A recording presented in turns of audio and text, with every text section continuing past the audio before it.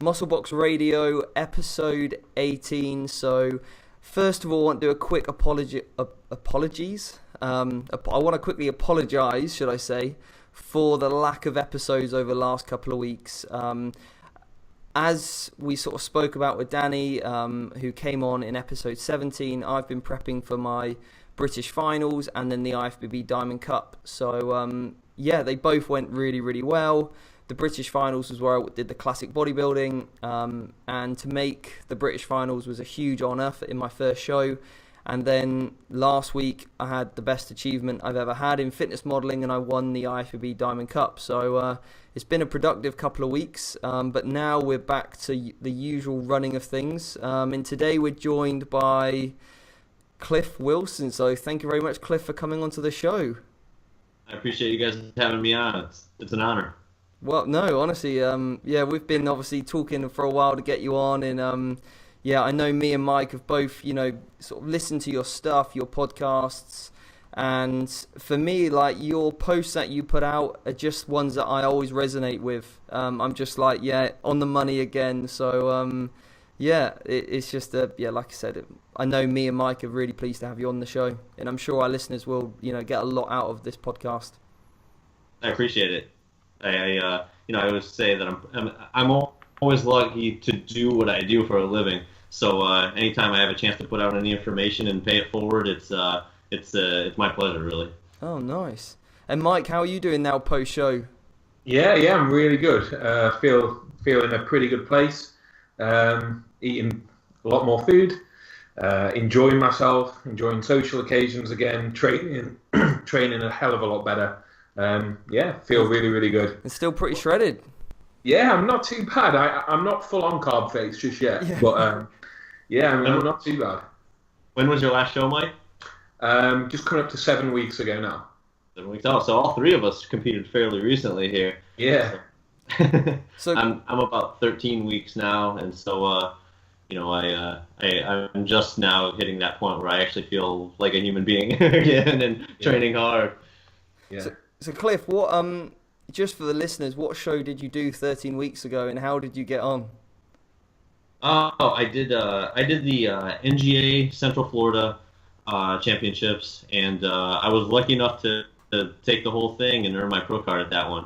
It was a long prep getting ready for it, and but it was definitely worth it coming away with the overall title, and just overall getting to the best I've been to in my career. So I couldn't have gone any better, that's for sure.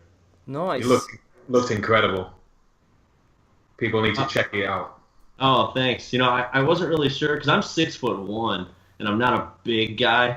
And we were at the weigh-ins, and I stepped on the scale and I weighed in at 166. And the guy that weighed in after me, I couldn't see what he looked like, but I hear the call out. He was about my height. I walked right by him. They go 210, and I'm like, oh, damn. I'm like, I'm in trouble. My dad looks at me like, this may not go very well. And I was like, all right, we'll see how tomorrow goes. No, the condition you brought was incredible. Yeah. Absolutely incredible. I'm not going to be the biggest, so I gotta win some other way, right? Yeah. I just seen the before and after from a few years ago that you just posted on Facebook. Slightly better condition in the right hand photo. Oh yeah, that was from 2008. I think I just posted on Facebook. I definitely, before I started competing, I definitely had that that mentality of I'm just gonna bulk and get as big as I can, and of course, predictably, I ended up just fat. That's pretty much all I accomplished there. I've been there. Yeah. So just for the listeners then, Cliff, if you had to summarize kind of yourself, how did you become a bodybuilder? What kind of got you into it? And what do you do now within the fitness industry?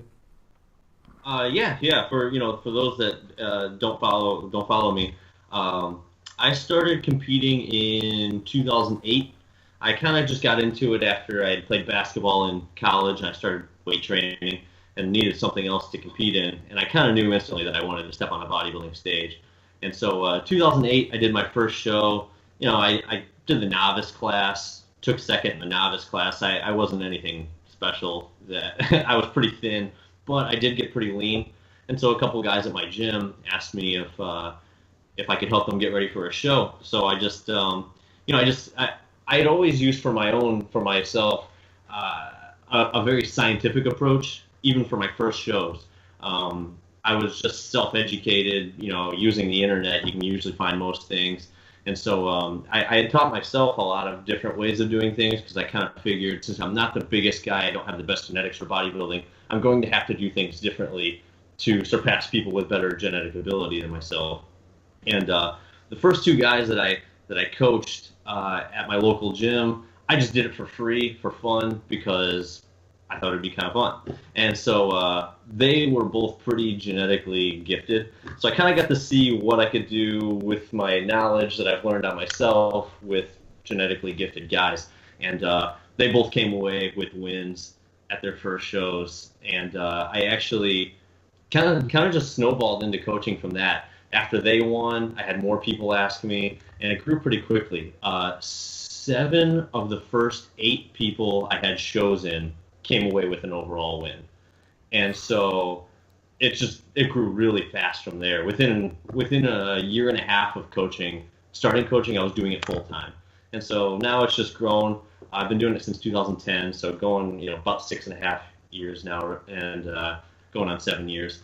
And it's been kind of crazy, that I get to coach bodybuilders for a living. So now my full-time job is just working with bodybuilders from, different parts of the U.S. and different countries as well.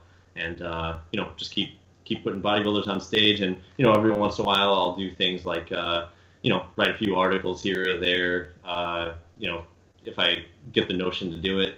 And, that's pretty much my life at this point. Nice. So is that, when you say bodybuilders, is that guys or females as well? Is that bikini athletes, men's physique? Is that kind of everything? Yeah, it is everything.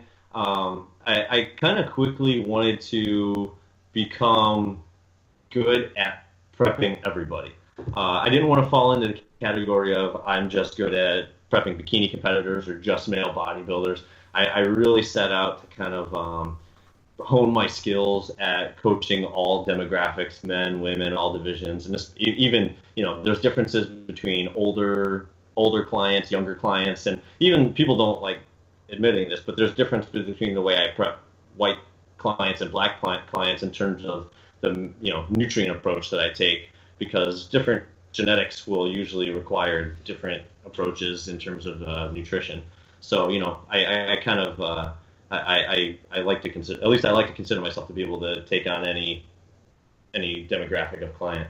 Nice. And I assume that's experience that's been able you to actually do that, kind of have this science and this evidence-based approach, but then to actually be able to use your experience, what you've done with lots of different clients, to start to pinpoint what you want to do and what you might do when future clients come to you. So that's brilliant to see that all in action, really.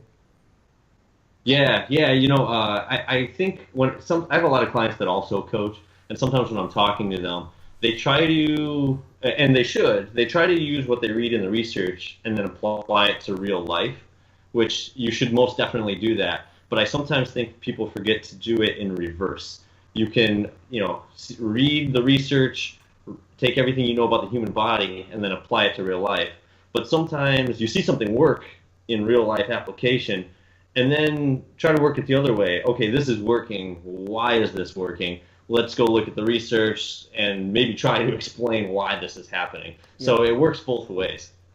No, definitely. And that's kind of something that I've noticed through my preps this year, actually, and kind of why I've structured some of the questions that I've obviously already sent over to you, which I don't really think too many people are talking about, but it's something that I've kind of experienced, and I think would be great to get into that a little bit more when we kind of maybe speak about peak week, filling out, and kind of this concept of spilling over, and that kind of stuff, really. So, this last show you did then, when you became when you earned your pro card, how long did you prep for? Oh, when you sent me that question over, I had to go back and count the weeks because it was a long one.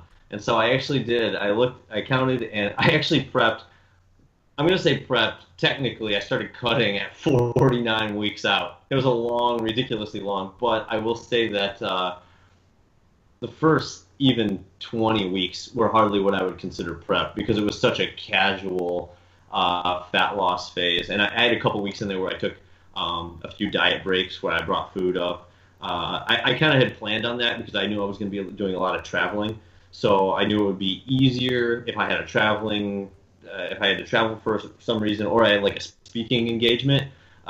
It would be easier for me to bring food up for that week, count it as a diet break, and then be a little bit more on top of my game. I didn't want to go to a speaking engagement and people be like, "Well, I saw Cliff speak, but he looked like he was going to die on stage," you know. So it was 49 total weeks with an average rate of loss of about 0.6 pounds per week. So really, really slow. Nice. And where did you start your prep then, or your diet in terms of weight wise? If I remember right, I was somewhere around 196 pounds, 197 pounds in that range, if I remember correctly. And I ended my diet at about 166 pounds. Yeah. So, around 30, 31 pounds, which is where I tend to hover in the off season. It's just where I tend to feel most comfortable. Nice. No, that's good. And it's, we seem to be in a bit of a culture in the UK that everything's done in 12 weeks. And I think it's just great to get, experienced pros on like yourself to actually say, look, this is kind of how I periodized out my diet, how I look in structure to become a top athlete, in taking into consideration, I'm going to be on a holiday, so I need to eat a little bit more food that week, and actually plan that in from, ahead of time, and you just give yourself such an easier ride, and it becomes a lot less hassle and stress-free, really. So, that's a good long prep. Yeah. People hear that and they think I'm absolutely nuts, but like I said, I didn't feel the effects of prep until I really got down towards the end. It was I was still gaining strength in the first 15 weeks of that prep because I didn't feel the effects of the lower calories. The cuts were very, very minimal. Yeah. And that I think we'll get into that with some of your questions, but I think that is also applies to. I don't think everybody needs to prep for that long, but I think with my body type that was appropriate. Yeah, and also I can imagine, like you said, if you've got a hectic schedule, you're busy, obviously work must be high, you're doing these tours, and I found it this year that the first 20 weeks of my prep were relatively easy on my body, but I needed it to be that way. I needed to be flexible, just so that I could still function. And then when I could afford to take a little bit more time off work and prioritize my prep, that's when I could really start to dig a little bit deeper.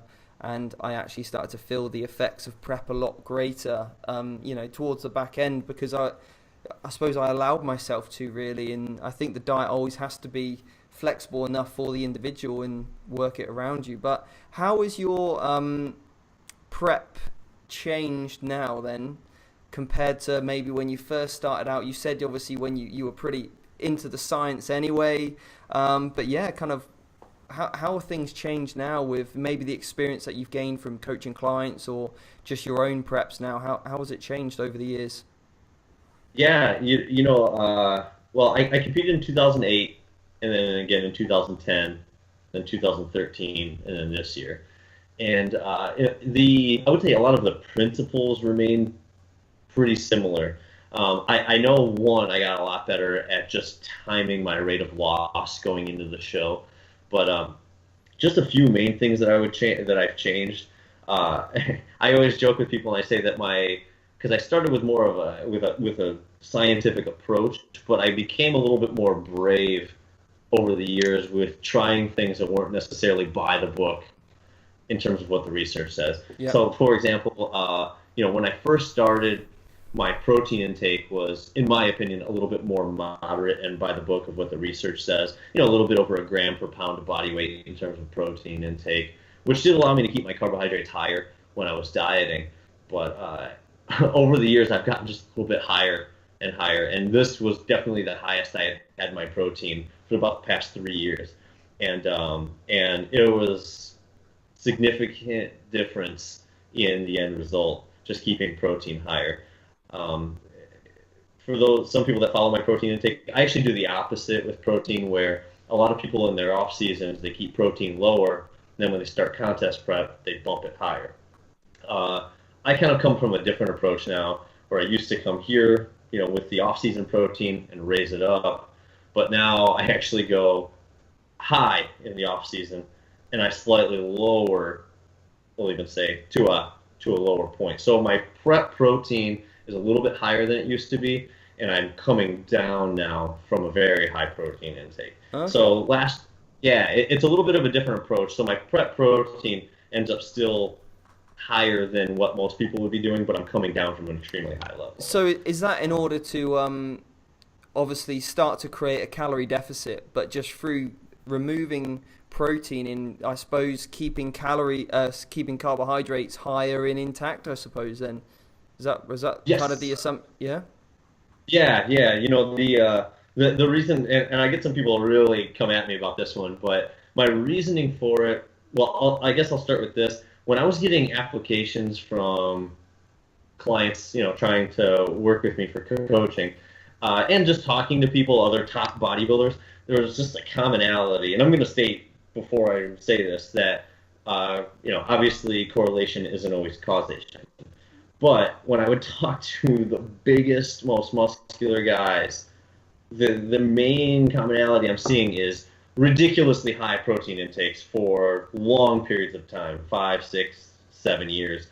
And, for somebody who has read the research, even myself, I was like, they don't know what they're doing. You know what I mean? But it wasn't sometimes they were the biggest guys. It was always they were the biggest guys. Yeah. So then I started thinking, and then I started talking to, for those that don't know him, John Bozzi. He's the owner of the Barbell One podcast, and he's done some research on protein change theory, essentially that your body will always adapt to your protein level that you're taking in, and that he's done some research showing that you just need to eat more protein above what you're currently eating to create change. And so kind of thinking along those lines, I started thinking about how I could implement higher protein to get maybe a possible benefit, but not risk possible detriment. Yeah. Because everything we do, sometimes we do things we don't know if it's going to create a positive effect, but the big question is, can we do it without risking a possible negative? Yeah. And so I kind of thought, I don't want to raise protein very high to extremely high levels during contest prep, because at that point, I need those carbohydrates to be used as fuel during training when they're most needed. So I wanted to leave that level pretty similarly. But during the off season, I figured I could try raising protein intake very, very high. Because if I'm in the heart of my off season, if I'm doing my off season correctly, I should have an abundance of calories. I shouldn't be struggling for energy at any point. And so if I take 30 grams of calories from carbohydrates, and give that to protein, that's not going to hinder my training or my energy in any way. Yeah. So right there, I'm eating extra protein for maybe a possible benefit, but definitely not risking any possible detriment at that point, because I should have an abundance of fuel for training. Nice. And then when it comes time to prep, I can almost use it as a time to cycle my protein down to a lower, more moderate level. Yeah. And then I still have the fuel for training. So that's one big thing I've done over the years. And then with fats, then do you just keep those pretty consistent across, or do you have those higher in the off season just for more calories? I'll use them. I'll have them higher in the off season for more calories. I'm pretty fortunate in that my caloric intake, and I'll say that everything I do for myself, I also usually have a similar approach with my clients. Yeah. But I do have them higher in the off season for more calories. I think that to a certain degree, if you can bring the fats up from you don't want to keep them at those basement numbers, because I do think it will start to hinder hormone production just a little bit. Yeah. So if you raise them up to a more moderate level, and then depending on the person, depending on how insulin sensitive they are, I may go a little bit higher, a little bit lower with the fats.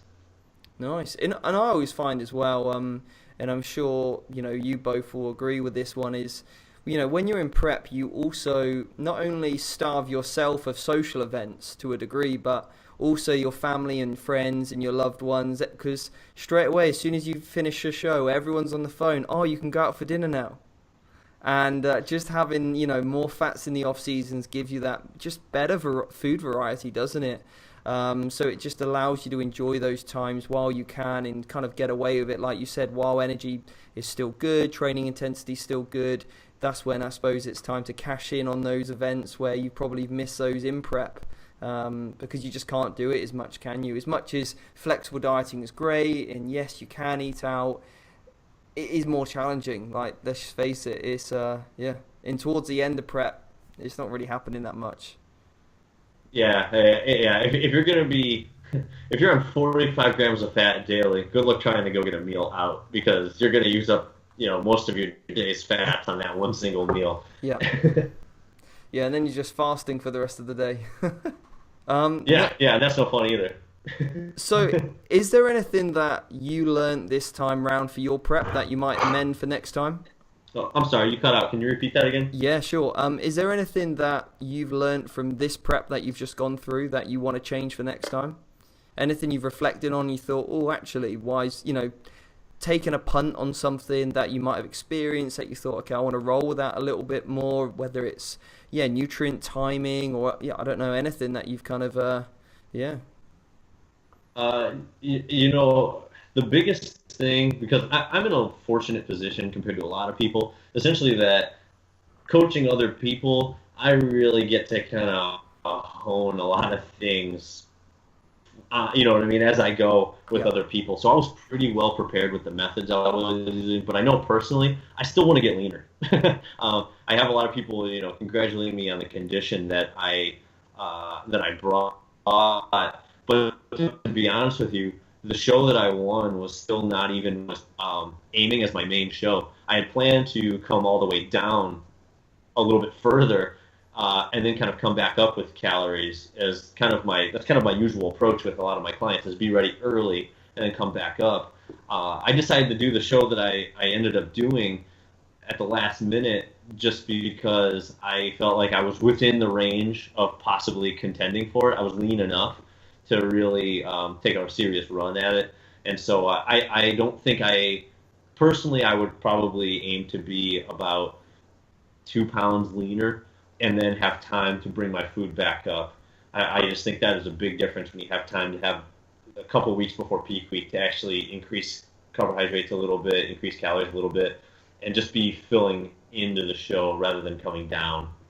Nice. And I mean, that's quite an interesting concept that obviously not many people ever set themselves up for, because everyone's normally a race against the clock to get lean enough. The question's always, am I going to be lean enough, obviously? So, when you do that with clients, how do you go about actually bringing their calories up? Is it kind of back up to where you perceive their maintenance to be? Is it just maybe a gradual increase so you still know they're just in a deficit? And I assume the idea is just to fill out glycogen a little bit more, right? So you can start to get a bit more harder, consistent approach into the show?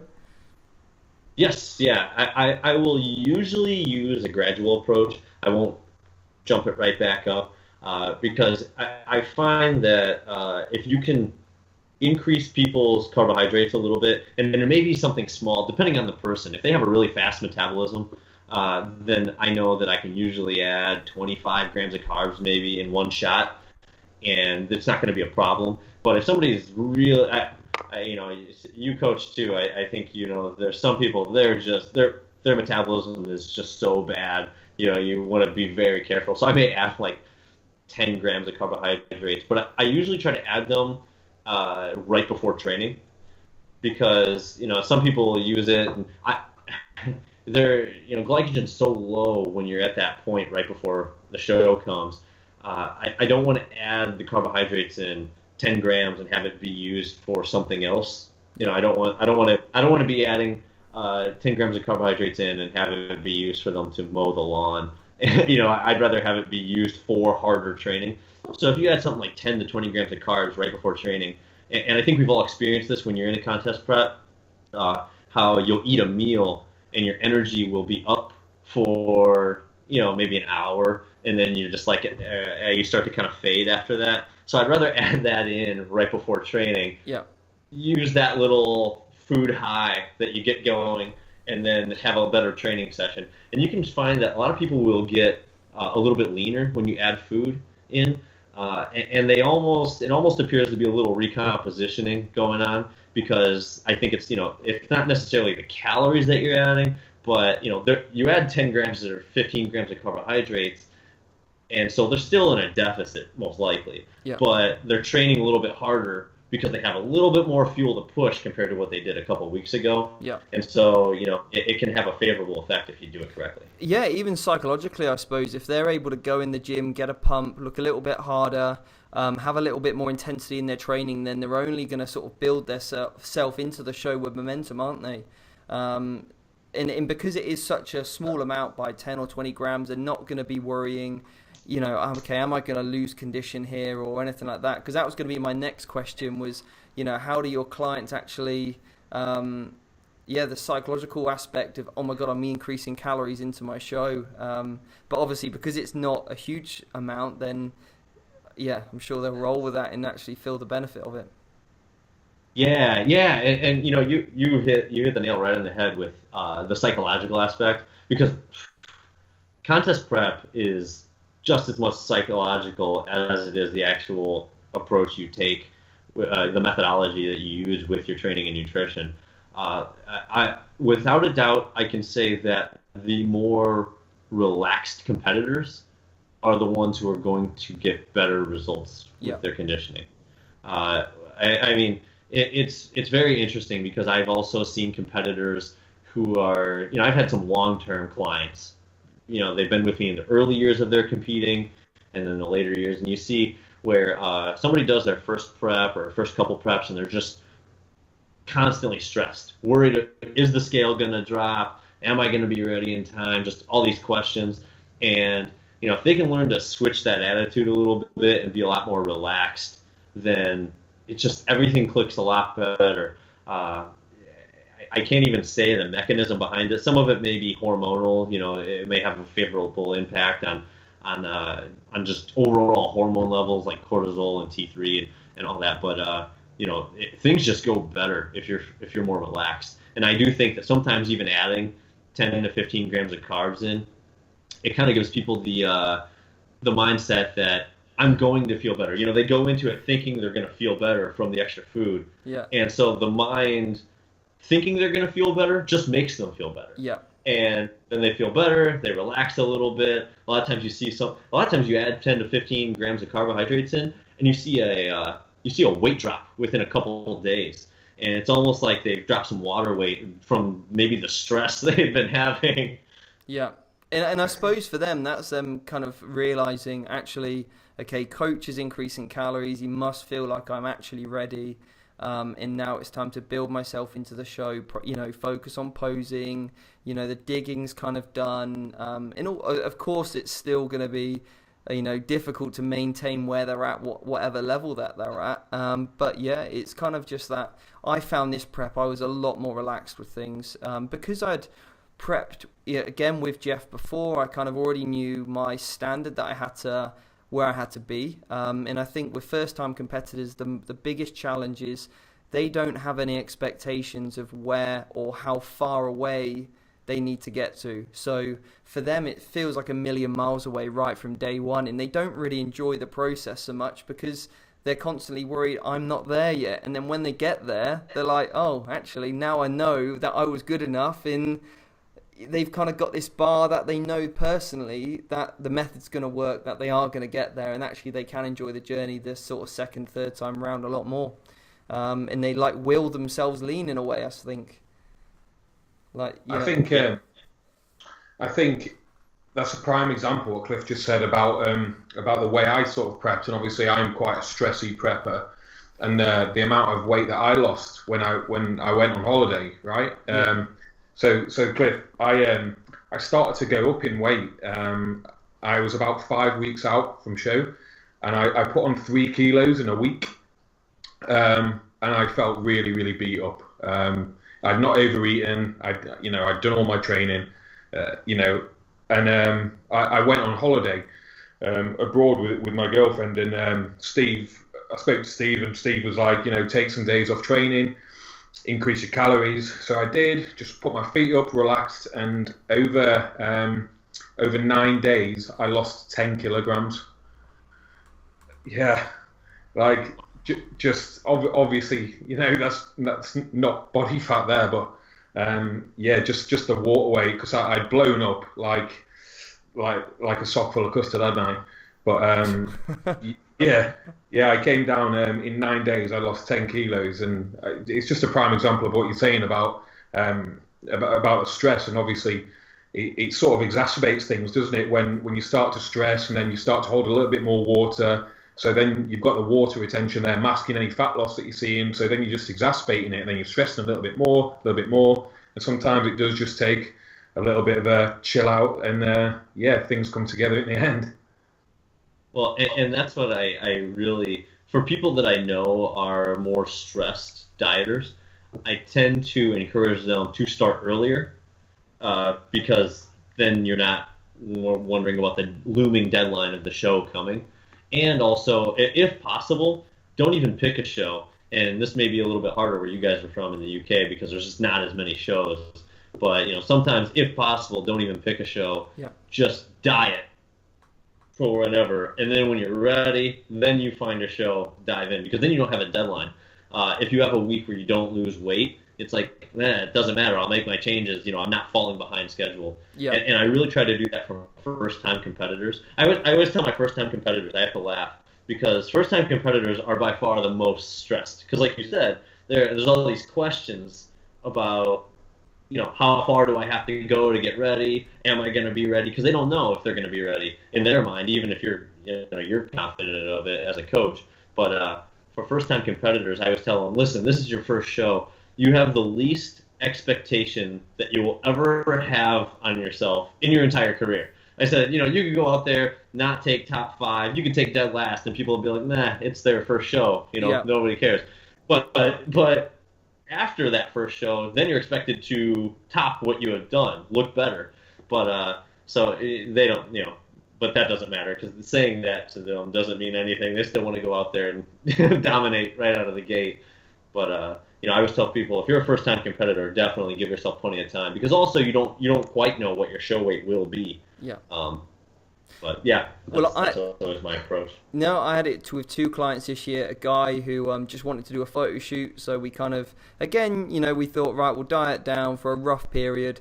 In the end, he was like, right, we decided to cancel the photo shoot. I gave him a 3-week diet break, and then we're like, right, we're actually going to prep for a show, because we got him so close. And then another, so he's competing in 4 weeks. And then also another female client of mine, we went to do bikini. She came in lean and hard, so she had to go do body fitness. Again, had no aspirations to compete, but obviously as she started to see her body composition change, she started to get in the momentum of it.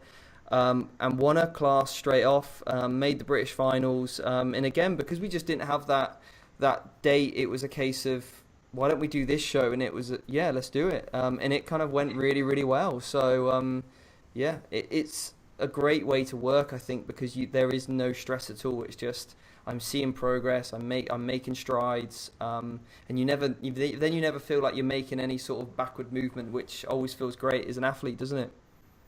Yeah, the stress is such a big factor. Just for my own curiosity, over the years, I've had a lot of clients do body composition tests, DEXA scans, hormone panels, and they'll take them at the beginning of prep and then towards the end of prep. And without a doubt, there's definitely a connection from what I've seen with that in my own experience with my clients. The clients that are more relaxed, they retain more muscle, and their overall hormone panels are just better towards the end of prep than somebody who's just stressed out. If you're stressed out, you just lose more muscle.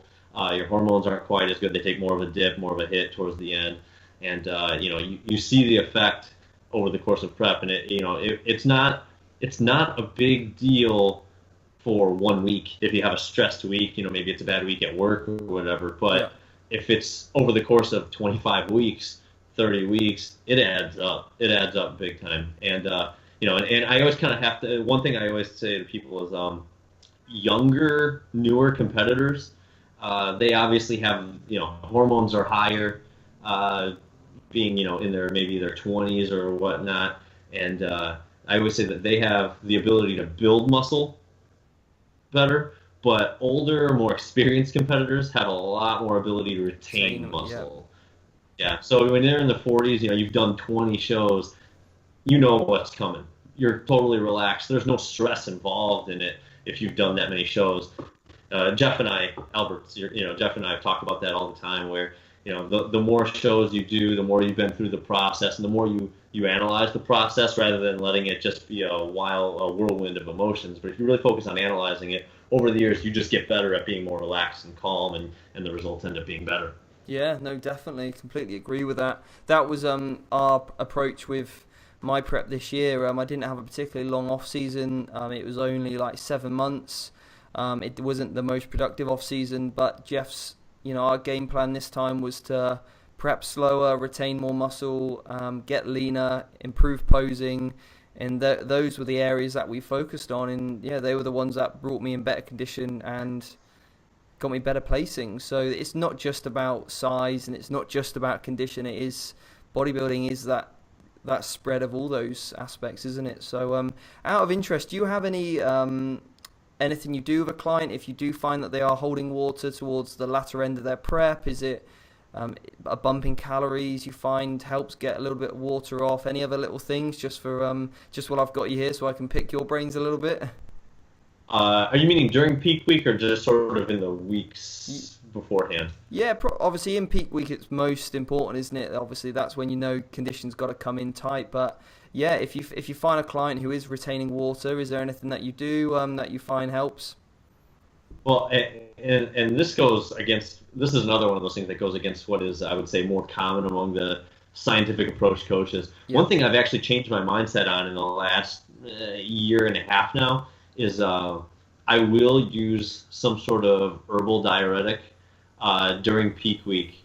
Something like dandelion root or something along those lines. A client actually changed my mind about this. She had another coach before that, she wasn't terribly happy with everything that was going on, but she did like that he was using like one of the, the GNC version diuretics. And she said, I feel like I look leaner when I use it.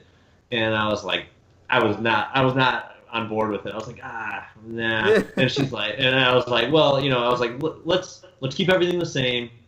Take it and let me see what you look like. Because I was worried she would lose some fullness with it. And she looked better within a couple days. So then this is one of those things where I saw something happen in real life. I'm trying to explain why it's working. And I guess the difference would be, because, we obviously know by now, or we should know, that we don't want to cut water because we'll lose fullness if we cut water.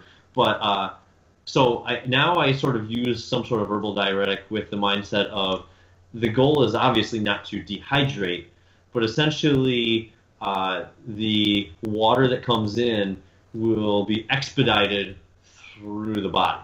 Yep. It won't linger.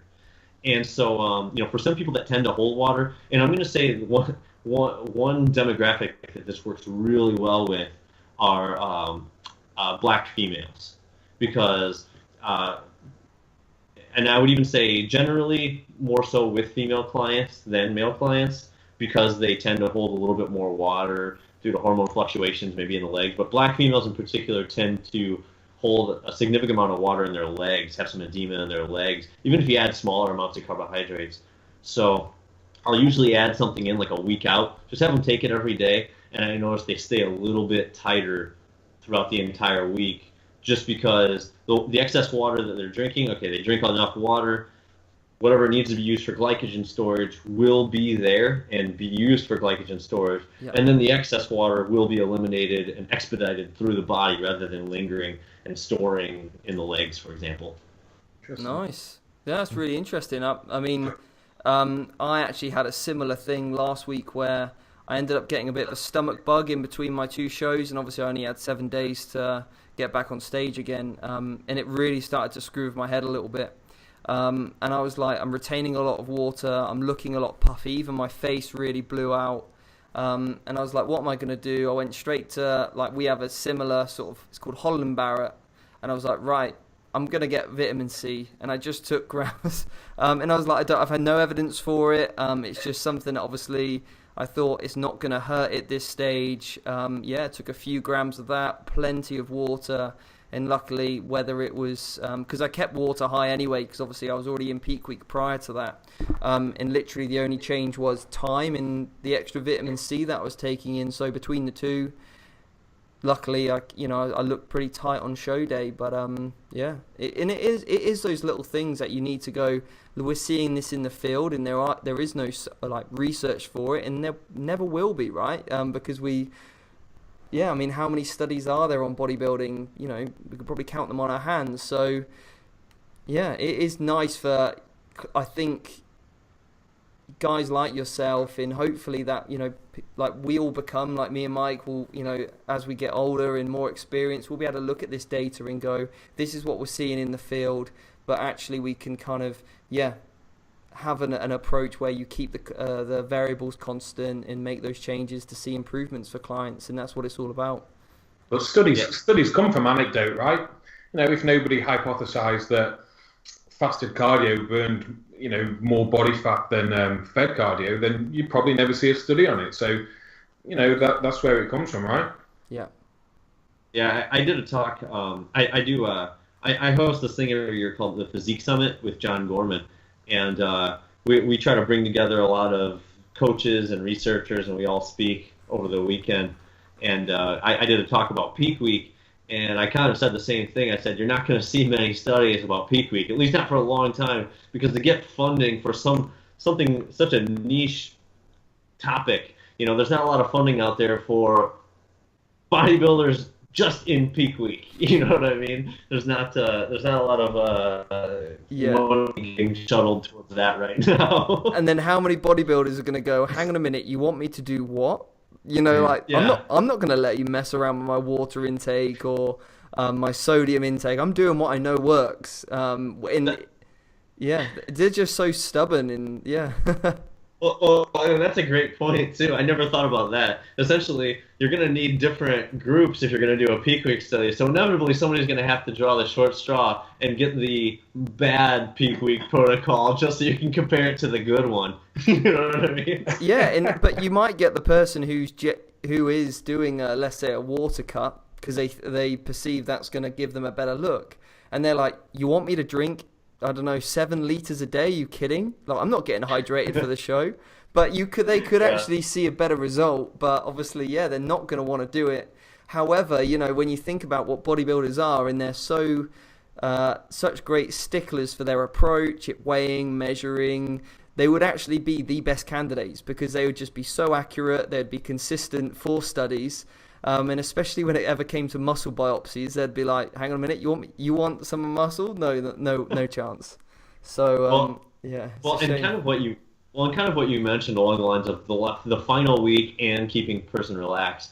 I'll say that one thing that I do have an advantage on now compared to when I first started coaching. When I first started coaching, because, you know, as we may talk about here, some of my peak week methods are unorthodox. And so when I was first using some of these peak week methods, I had to really convince people to try it. You know, like, you know, hey, I want to give you 1,000 grams of carbohydrates the day before your show. It would make people really nervous. Yeah. And obviously being stressed to the max in the few days before your show is not necessarily the best thing. So I really have to, like, talk them through what they're going to experience, what they're going to feel. And I think that's a good thing for any coach to really to walk them through it. Like, not just, you know, here's your plan, but what are you going to feel at the different stages of your plan? Yeah. Because there's always this question of, what I'm experiencing, is it normal? And, you know, if they think for any minute that what they're experiencing is not normal, they're going to panic. And so, you know, it's important to kind of let that be known. And And, now it's almost worked in my favor over the years as, I've gotten kind of a reputation for being good at peak week. And so now clients that come to me for peak week are already a little bit more comfortable with what I'm going to be doing. Yeah. They have the impression that, he knows what he's doing. I feel comfortable with this. So, if you take the time to explain it to your clients early on and you do well with peak weeks, eventually you sort of build up equity with your clients that they trust you, you know what you're doing, they feel comfortable with the plan that you've written up for them. Yeah, definitely. As a coach, now I've started to prep a lot more clients. I've had a lot more clients go to stage, do photo shoots, and I've always been and when we set up Team Box, we want to be able to show clients that we practice what we preach. I've had a lot of clients come to me recently asking me about peak week protocols because they've seen I've been YouTubing about it, because I've been documenting what I've been going through, and people can relate to that. And when a client comes to you and they say, I'm having this problem, and you're like, I know exactly how you feel, and probably tomorrow you're going to feel like this. They're like, oh, yeah, okay, it's all good. Yeah, stick to the plan. And you, rather than going, oh my God, I better check the textbook to see this isn't right, or, it's all gone straight away. Your client's going to be code red. I need to, yeah. So and I think that's probably where just experience in going through it yourself helps, right? Yeah, and I'll even say that not just for peak week, but coaching in general. Like I said, I have a lot of clients that also coach, and maybe they'll be getting into coaching within their first couple of years. And one thing I always tell them is, when I first started coaching, first couple of years, I had clients quit on me all the time. They'd be in the middle of prep, and maybe they'd just lose interest, or they wouldn't, they would maybe go to a different coach. And I would say, especially the first year, I probably had half of my clients not make it to stage because they would just quit for one reason or another. And now, I almost never have clients quit. I would guess 1%. And I haven't really changed my approach all that much, but it just comes into play of, how much faith they have in what you're doing. Whereas I was sort of unproven at the beginning. They could leave to go to a different coach who maybe they trusted a little bit more just because they had heard of them, or maybe they had the impression that they could always come back to do it whenever they wanted. But now, so many years later, I'm usually full with clients, so I can't take on everybody that wants to work with me. So they know if they leave, they may not get the chance to come back due to space issues, or but they also have more trust in what I'm doing just because they've seen my work before. So like you said, you have more clients hitting stage.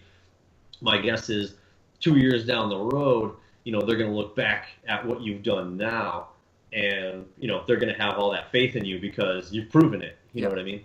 Yeah, and that's it. Now we're starting to get in a position where we've got athletes who are competing year after year, and we're already trying to improve on their placings. And it's just so much better when you've got a client who wants to constantly see those improvements, and rather than constantly hopping coaches to go, actually, I trust you, I put my faith in you, and I want to work with you over and over again. And I think that's kind of like the story that me and Jeff had, working together last year. We achieved some good stuff. This year we can look back on my protocols. Jeff knows me well as an athlete, and also as a person, and how I respond. So yeah, it just gives me the right cues at the right time, and it just makes the process so much easier. And I'm sure you probably get a lot of clients who just never leave you, right? And it's all about just constantly seeing improvements year after year. Yeah. One thing I always say is, you want to develop that relationship, and you work with building. And sometimes, we always see those coaches backstage where they're kind of like hunting for clients.